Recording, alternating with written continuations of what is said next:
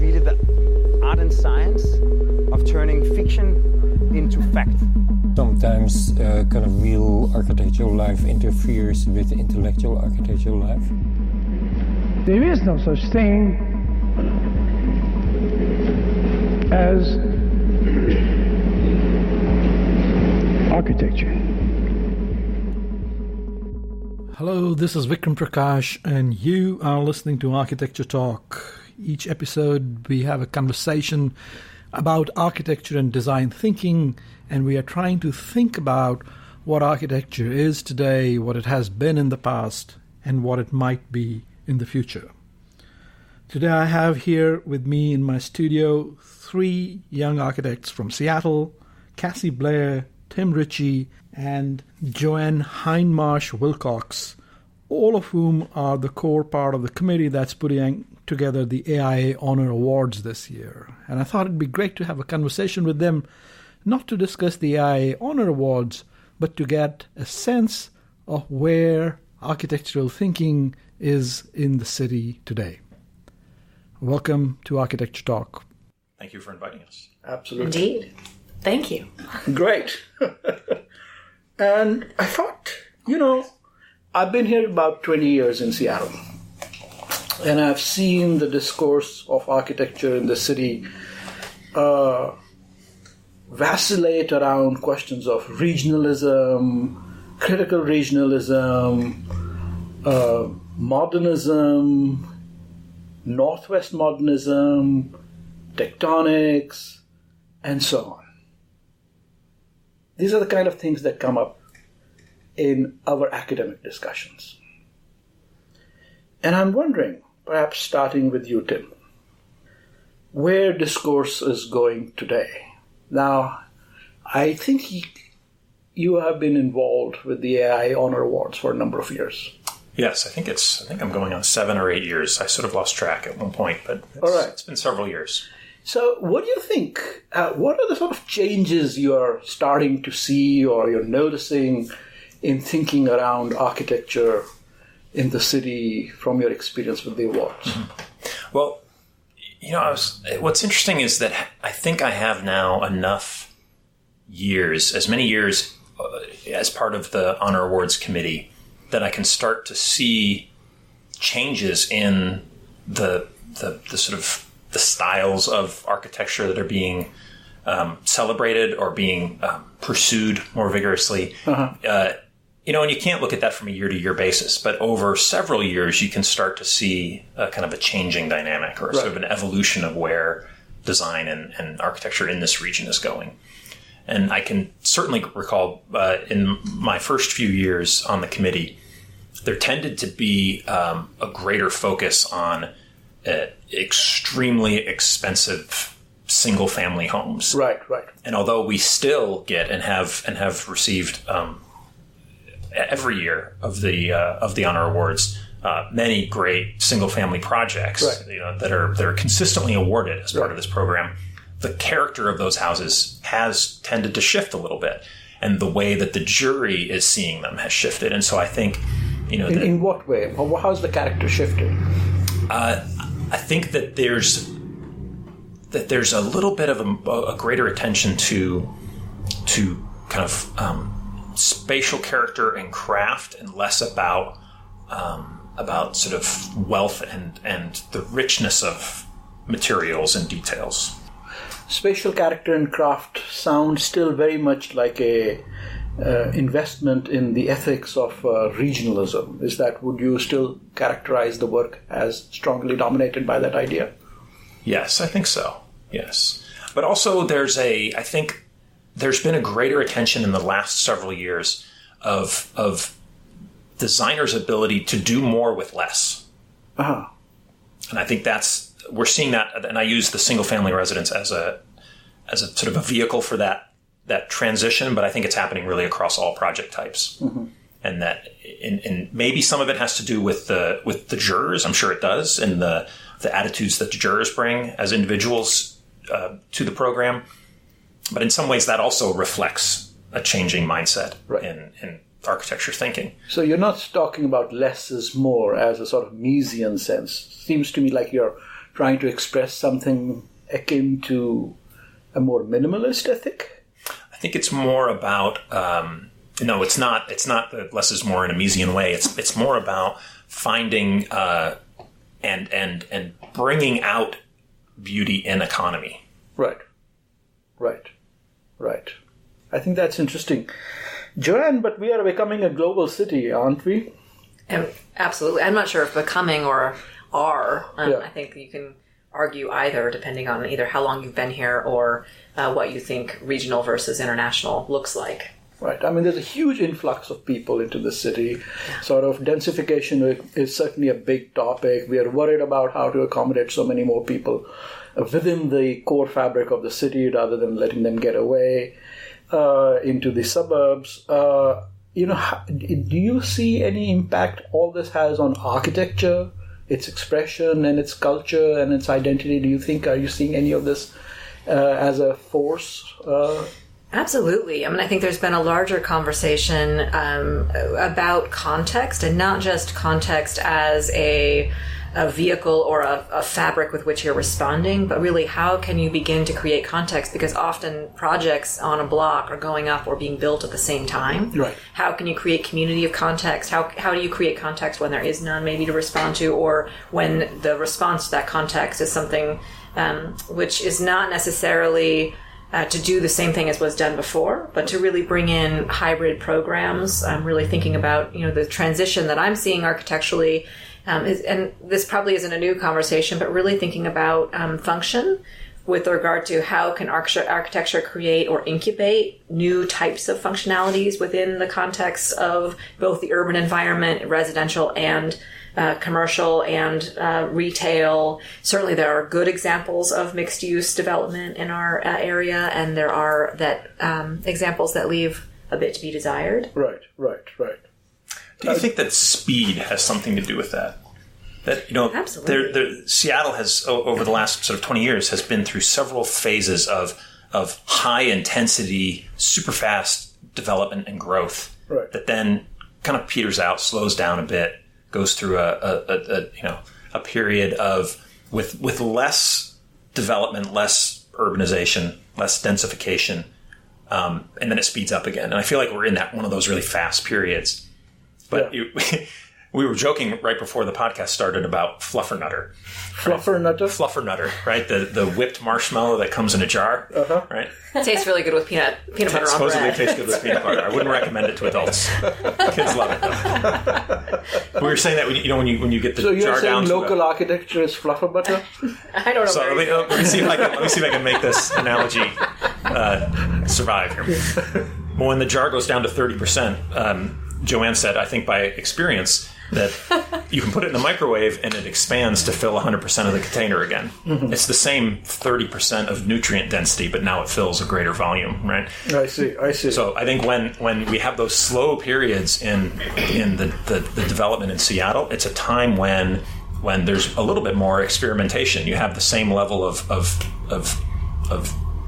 design nutrients spread out over a greater period of time, but it gives architects and designers and clients a chance to be a little bit more thoughtful, maybe a little bit more creative, a little bit more responsive when time and money isn't such an urgency to get things done quickly to meet a certain economic window in the city's development. Right. Do you think there's a new emerging architectural vocabulary in the city over the last few years? Well, there are definitely patterns and trends that we tend to see, and certainly having listened not only to jurors report back about what they see over and over again, the kind of, I'm not sure what the official term is, but the kind of L-shaped, broad parapet, patio kind of cap in modern infill housing, this L shape, is something that needs to be maybe rethought. And I think recently I heard someone say it's kind of the split level of the 2010s. It's certainly split level can be done very, very well, as can that architectural form. But it seems to be something that's repeated over and over again. And as a style or a critique of a style, I think think it came from a lot of the focus on interior-exterior connectivity, and really trying to then, create economical forms and kind of boxy shapes in a way that may not necessarily have been a trend in the past. Yeah, well, I think about the acceleration of development that we're having now seems to have brought out fiber cement panels, 4x8 sheets of hardy panel, as the dominant material in Seattle, low scale Seattle. Why? What do you think that is about? Are you disagreeing, JoAnn, or are you shaking your head because you're disappointed with the results? I am just thinking about how to phrase. What's interesting to me is that it has brought it out, both speed and economy, but there's some relationship that it has and responsibility that we have as not only a critique body and architecture body, but for codes and jurisdictions. And I think that there's a tendency in projects like what you're mentioning for the city essentially to have implied that for larger projects you need to break down the scale in a way that is actually quite unsuccessful in the way that architectures are either being asked or choosing to apply breaking down scale within the urban environment. And the panels are one of those pieces, that the kind of 4x8 sheet and this kind of innocuousness about how you either use it uncut or you cut it up, and therefore you're applying scale and differentiation. And you might see on the same building, right, in the same plane, that material applied a bunch of different ways, as if that somehow responds to the context or the scale. You can go further with color. Right. But it's interesting in that conversation of development and speed that we watching our neighbors that are experiencing developments at similar speed, Portland, for example, they seem to find a way in urban mixed-use retail environment to really create beautiful architecture that I think in Seattle, unfortunately, there's the exception to the rule rather than the rule. Yeah. I would love for mixed-use projects to really rise to the challenge of what it means to break down scale in a in a way that's going to create architecture that is responsive to the urban environment as well as the human body, but doesn't necessarily look like an applied finisher. I think there's an international tyranny of big architecture. There's a lot of parts of the world where bigness is significantly celebrated, and one might argue that inversely there's a sort of a tyranny of the small in Seattle, and this imperative to break down and somehow connect that to some things. Now, Cassie, you have your master's degree was in history and theory, and earlier we were discussing that your thesis looked at the very fascinating work of Francesca Woodman and Gordon Marta Clark. And JoAnn just brought up the body, so I thought that's the perfect segue into your thinking. Working at AIA, what is your sense of the question of scale in Seattle, right? I mean, what do you think about this strong investment in the small scale, broken up building imperative that seems to be written into the city as it relates? Take it any way you want on the theoretical question of the body in the city. Yeah, I have been back. I took a break from Seattle after my degree and lived in Nashville and just got back here in November. And so I think it's been interesting to see Seattle in a new light working at AIA. And so spending most of my days with architects. So maybe not speaking that language as much, but being an observer to a lot of the conversation that's happening. And so I think I'm going to answer the question by pulling in something that we talk a lot about too, which is advocacy in architecture. And so homelessness and density issues come up a lot. I hear questions about millennials a lot because I happen to fall into that generation, and there's a lot of talk about millennials wanting the micro housing, and they don't want roommates, and they don't like cooking anymore. And so I hear a lot of talk about what certain demographics and generations do or don't want from space, and how they function and use space, which I find to be maybe potentially true, but also untrue. And assuming that what are the potentials of the millennial way of thinking from your perspective? The potential truths? No, not the potential truths. Just what do you think might be the implications of a millennial way of life on architecture in the city? I think there's a great potential for less individualism and more communal and collaborative efforts.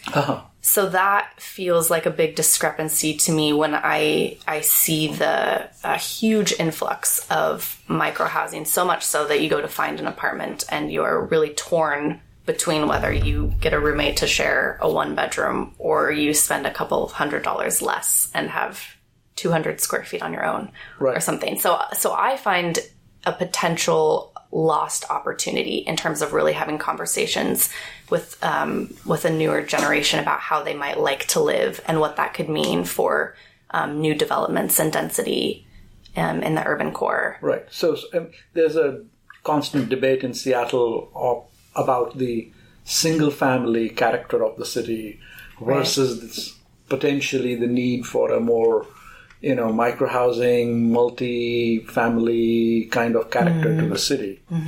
Are you suggesting that the millennial aspiration is not to automatically move into the single family and build a family there, and that there might be some other way to think about the city? Yeah, absolutely. My understanding is that, or my perspective is that it's just not as binary as that. And I feel like the conversations happen in a really binary way, where it's about the single family value system and home, or it's about micro-housing or multifamily that looks a specific way, and that those are sort of at odds. And I'm not sure. What's the non-binary way to think about it? I think the non-binary way to think about it, this might be a little idealistic or a little theoretical. Go for but it. We are all about idealism. Yeah, well, I think in an idealistic way, there would be a way to bring those seemingly opposing perspectives into the same room around the same table and have conversations about, I find at least that when I start talking to people and I am under the impression that we are very different, that I usually end up finding that we are more the same than different.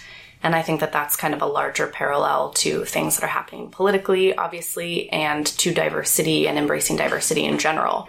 So I think that it would be interesting to have more conversations about what it could look like. Because I don't know that I have the answer or the suggestion, but design thinking is exactly that, is taking a problem and getting the right people around the table.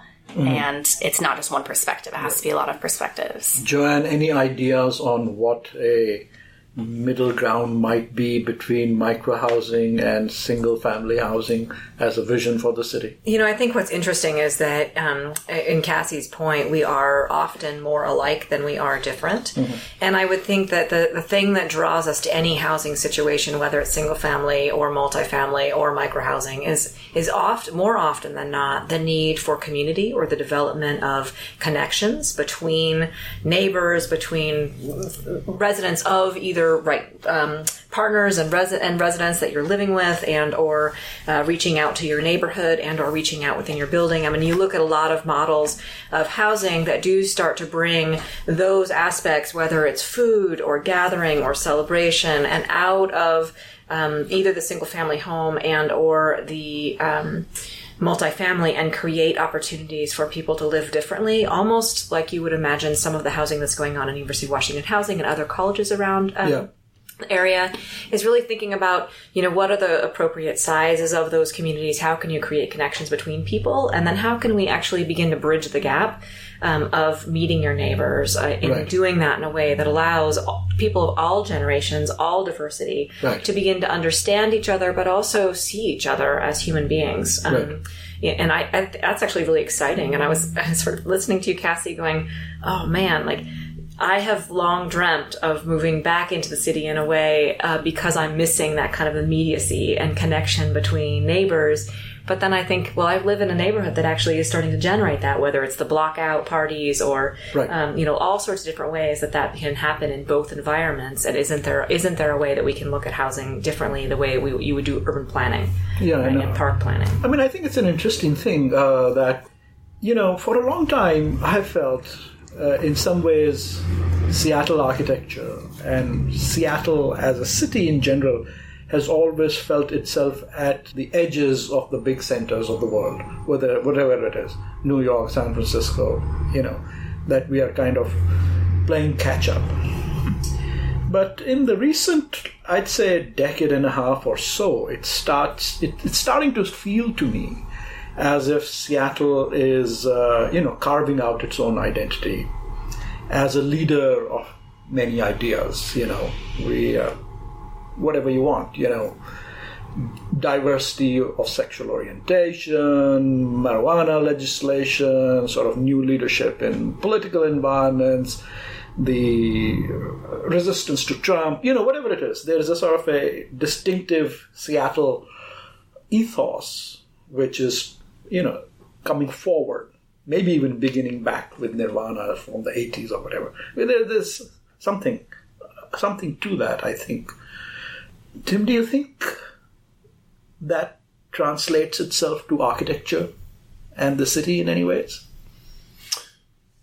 I think it starts to speak to the third place. The places that are in between the living environments and the work environments. And that it's in those third places. It's in those kind of community gathering spaces. It's in the cafe that opens out onto the street, or it's in the playground that integrates public art. Those are the places where people and communities and ideas, diversity of thought can come together. Mm-hmm. Mm-hmm. I felt like there has been a time when development in Seattle was either creating empty places or not enough activated places. But the trend does seem to be swinging around now. We are seeing, I think, and maybe it's a product of the added density. There's more people concentrated in areas, and so that's kind of demanded a certain amount of new retail and new recreation space and new playgrounds and even new schools.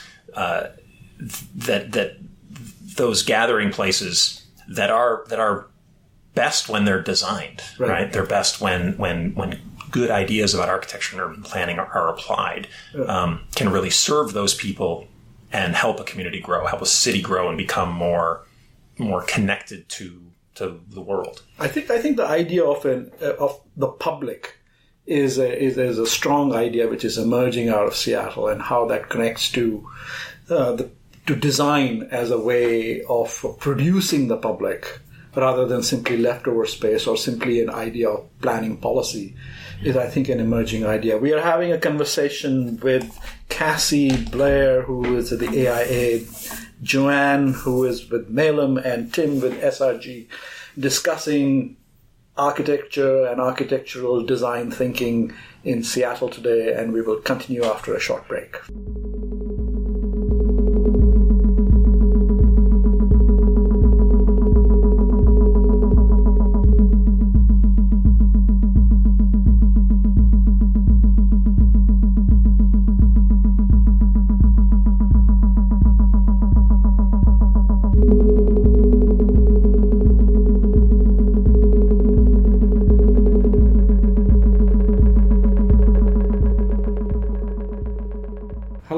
This is Vikram Prakash, and you're listening to Architecture Talk, and we're in the middle of a conversation with JoAnn, Tim, and Cassie, 3 young architects in Seattle, and we are discussing the possibility of a third space, another space for architectural conversations in the city of Seattle.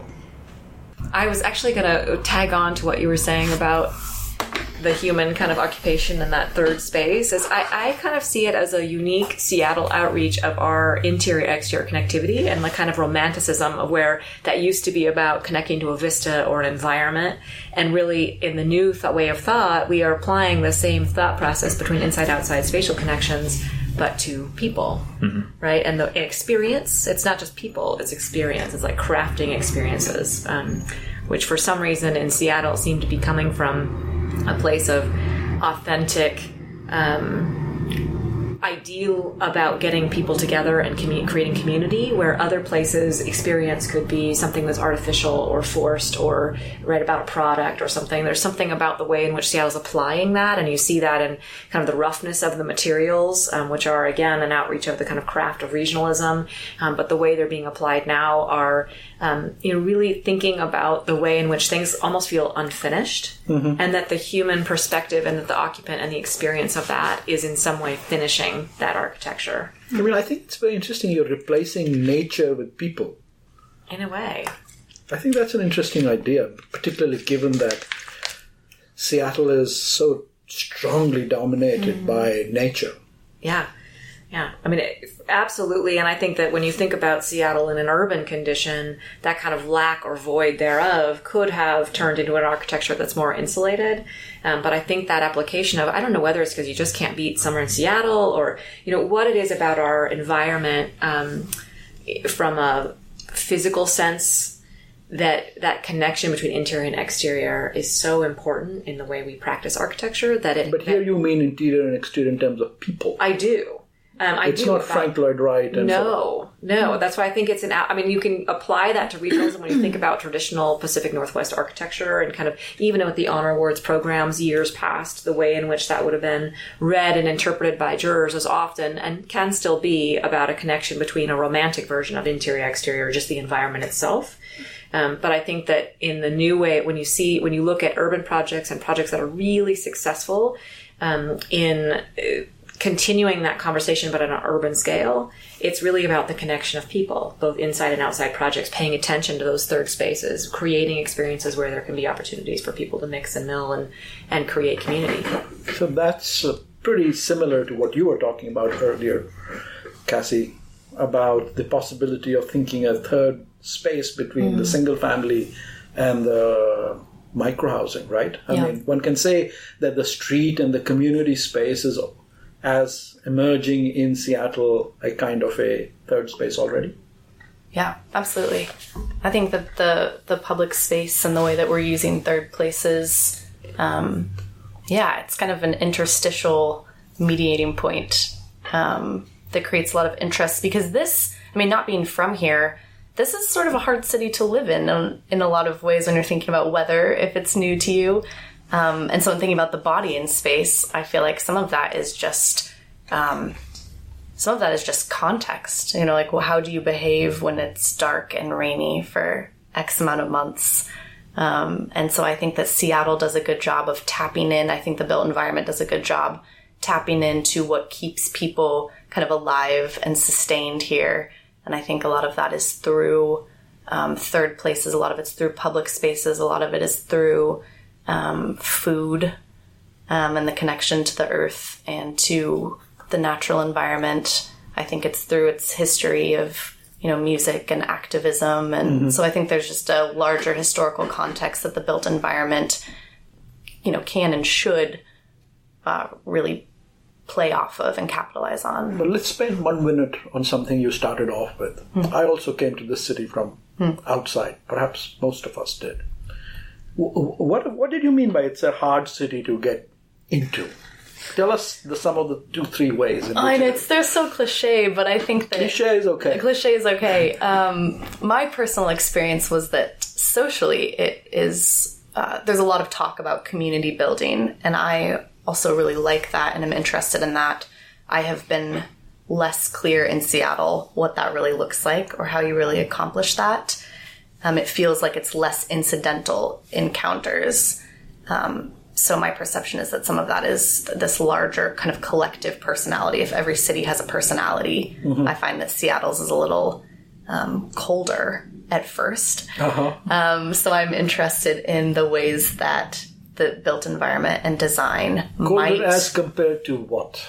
Cold as compared to, for my personal narrative, I guess, like Colorado and also Tennessee. Really? So we're colder than Tennessee. You don't mean that literally. Cool. Well, I do not mean that literally. Yeah. I don't know. There was something about living in Nashville that the people... It's obviously not the place I chose to stay for a lot of reasons, but I think that there was something that felt... The public space is different, and the buildings are different, and the way that people interact is different. And so in that way, when we're talking about places that become more and more international, then I think that there's a greater responsibility to ask, what does community building look like in an inclusive way? Is the city becoming warmer, Tim, do you think? Should it become warmer? Maybe it's the same temperature. It's just more intense. I think that it's back to this kind of this idea of a city changing through population growth and density and an accelerated construction period. I think we're getting kind of through that design, through that development, and also just through the natural people getting closer together because there's more of us in a smaller space. It's getting warmer in that sense, but then there's some reluctance to change happening so quickly. That I think there's a lot of folks in Seattle that aren't ready for Seattle to be an international city. They think more provincially about it. They liked it when it was smaller. There's a nostalgia. What do you think? What would you think? Is it good for us to become a much more international city and a different kind of a place? What is your feeling about this? Personally, I think we're moving in the right direction. I think Seattle is becoming a much more interesting city as it becomes bigger and denser and more diverse. Before living in Seattle, I lived in London for 6 years, and London is a huge city. Right. It's I don't know, 6 million people or something. It's too big, though, no? Would you say? But it's big, but it's small. Everything in London is a small scale. Right. It's spread out and it's incredibly dense. And one of the things I'm always curious about when I go back to London is how many people are in every little nook and cranny of the city. You walk through, some areas of North Kensington and you turn the corner and you think, surely there's nobody here. Right. And there's a cafe that's got 60 people spilling out onto the sidewalk. And you think, how can a business like that survive? Right. How is there enough? How does anybody even know about it? So you would love to double the number of people in Seattle. Well, the difference is, Seattle I think that, proper. In a city like London, that's happened slowly over hundreds of years. Right. And in Seattle, as I was trying to say earlier, it seems to go through phases of kind of intense development and population growth, and then it slows down a bit. And each time it goes through one of those phases, the kind of character or the attention that certain aspects of development is given changes. Right. And I think that as mixed-use buildings are pushed into neighborhoods, it's changing the character of retail. It's changing the character of streetscapes and recreation spaces. In a lot of ways, I think there's improvement there. They're becoming more livable. People are, you're seeing people more often outside. The third place, so to speak, is becoming more visible and more active. Right. But I think there's also some resistance to that. Yeah. Well, JoAnn, Amazon would love to, hire 100,000 more people and quickly move them into the city and take over and rebuild a lot of the fabric of our city. What do you think? Too fast? Too much? Personally... Yes, personally. I come from a small town, and actually born locally, although my experience of summer was only in the summers, my kind of personal context. I knew Seattle in the summer only and spent my winters in another state. But I welcome it. And I think that might come from my experience in New York and other cities, but I think that it's all urban development comes with uncomfort, and change is hard, whether you're changing the color of your pants or you're changing the context of your housing or you're changing the kind of urban development of your city. But I think that the more voices and the more kind of social context we can build and that we can be open to, the richer the fabric of Seattle will get. Right. There are going to be growing pains. There will be places at which the uncomfort becomes uncomfortable, either architecturally or socially. But I think being open, I think what makes Seattle special, both architecturally and the way in which our city is responding to the kind of current context of what's happening in the world, is that through that the richness comes, and the embrace of the new is exciting to me, because it's not just new and different. That especially Amazon or other companies like that are bringing in voices that are multicultural. Right. They're bringing in voices that have different perspectives on value structures. And I think we all have a lot to learn from each other. Right. Let's talk diversity, Cassie. It's not only the sort of millennials and the new Amazon and hires, but we also have a lot of influx of different people, particularly in the southern parts of the city. Obviously, diversity is important. We all talk about that. But do you think that's actually having a real impact on our city and its architecture and architectural culture? Or even can you speculate how it could have more impact? I think you just mentioned that it's something that we talk about a lot. So that was a point I wanted to make, which is also a Seattle observation that I love, is that there's so much, I think, intellect and there's so much thinking and talking and discussing. Mm-hmm. I think sometimes there is a little bit of a lag time in terms of then what we do with that and the risks that we take, knowing that sometimes we might go wrong. Do you think we are a risk-averse community? I think in terms of action, quick action, yeah, I think... Everybody's nodding. I guess, and I'm thinking of some specific things. But yeah, like we're talking right now about doing at AIA through the Center for Architecture and Design with Design in Public. For 2018, we're thinking about an exhibit on sanctuary and thinking not only from the kind of the political definition, what does sanctuary mean, because we're a sanctuary city, but what is the greater meaning of sanctuary when we're thinking about diversity and what it feels like not only to live, but to really belong in a place and in space, and to have some agency within your built environment and within your home and within your public space and within your community. So I think I'm at the point where I'm still asking questions about that, because I'm not sure.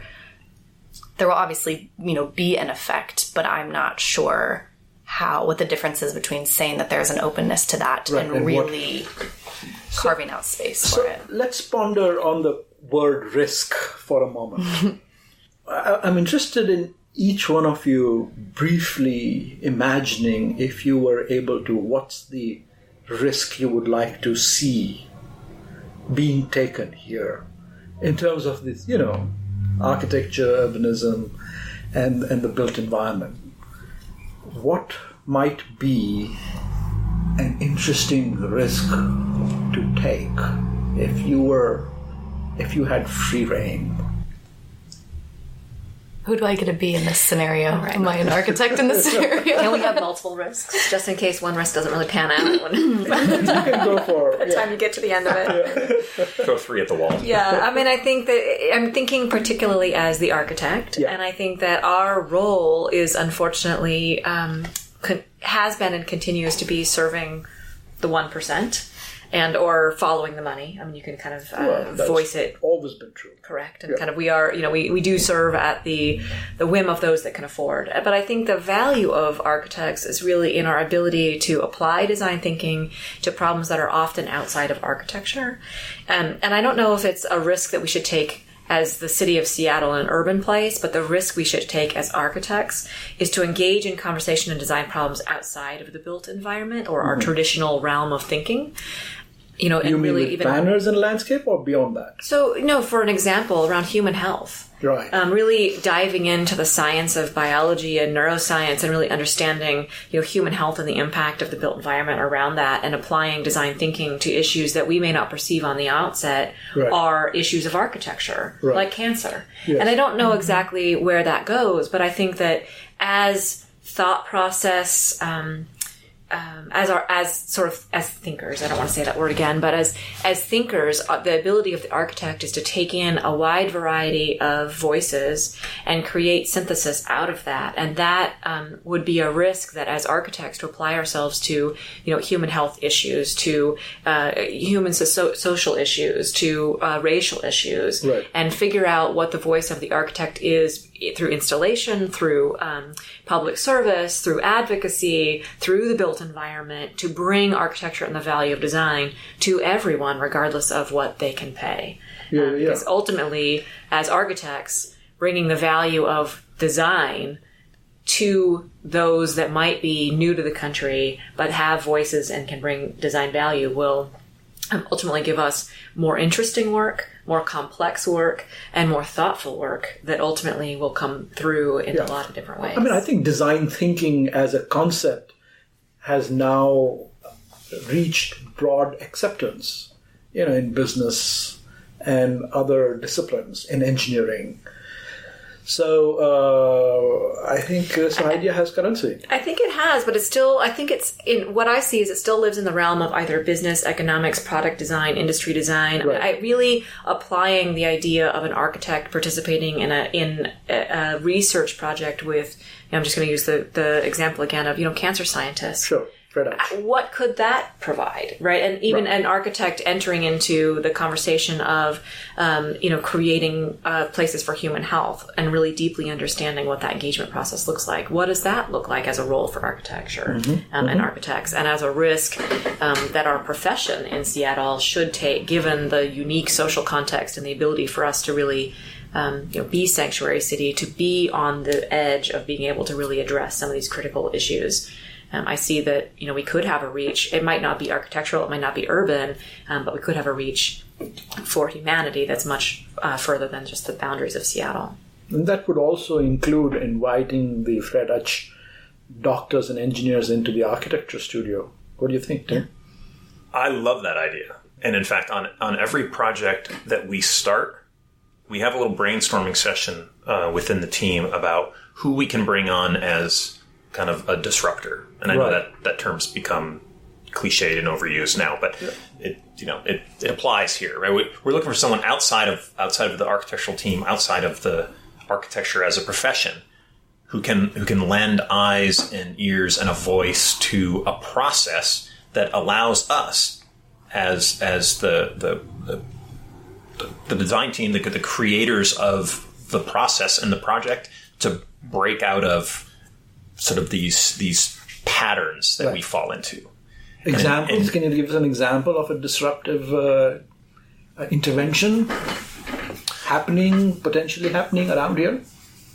We did a project recently where it was a competition.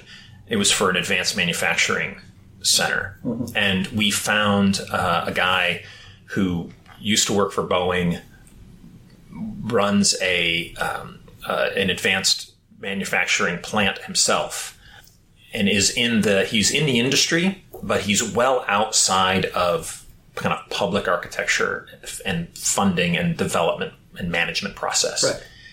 And maybe that's not a great example because he's still so connected by the theme of the project. Yeah. But because he wasn't, the traditional client or the traditional project management team or the traditional architecture and engineering team, he was able to see it from a new perspective, see how we worked and how we went about distilling ideas and asking questions. And often his voice and his input, just to break us out of routine in a way, helped us escape, the traps that we kind of create for ourselves to kind of repeat some of the things that we've done before. In some ways, that gets to this question about risk. Yeah. Right? Seattle and publicly funded Washington state projects are very risk averse. Of course. And have been for years. Yeah. And I think there is a challenge to, as you look over time, over decades, to push architecture into, to keep architecture current in that environment. Because there's that people want they want you to do something in the way that it's been done before. So there are I guess there are good disruptions and bad disruptions. Yeah, but so what I'm saying is that we are seeing so much disruption all around us. Mm-hmm. It's a cliche because it's powerful in one sense, right? Mm-hmm. What are the sort of gateways or potentials for disruption in our industry? Any thoughts? From risk to disruption to... The places I think we're seeing that most are they're private companies looking for an advantage in the marketplace. Right. And if you're hired by the state of Washington to deliver a project for a state university, for instance. Like the University of Washington. Like the University of Washington. There's a great example. There is a natural risk aversion, and it's smart because everyone has to be accountable for the money that's spent and the time that's spent and the product that is expected to live on for 100 years.